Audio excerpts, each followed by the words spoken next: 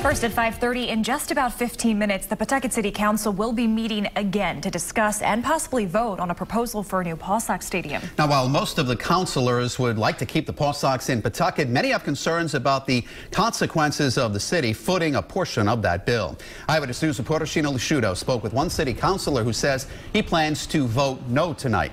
She's live in Pawtucket with more. Now, many Rhode Islanders want to see the PawSox stay in town because of the tradition they have created for the Ocean State. But at least two city council members tell us the way the bill is written right now, they aren't sure it's the best deal for the city. The Pawtucket City Council calls for a special meeting to discuss the proposal in favor of building a new stadium for the PawSox, a deal that would require the city to borrow $15 million. The resolution is non-binding, it's not law, but I have heard that the Senate House Finance Committee is looking for a resolution by the Pawtucket City Council so that they can move forward with the bill.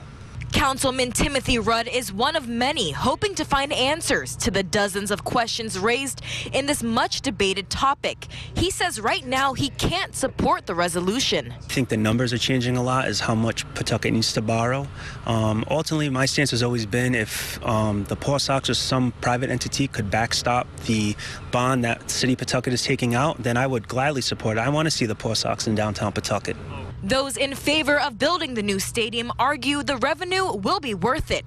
Those against say it's not a price taxpayers should be paying. It could take up to 10 years for revenue to stream into Pawtucket, and that's a concern of mine because then we would have to backfill that with non-educational aid and then have to put that money back, which is needed for the city of Pawtucket, and we may have to raise taxes.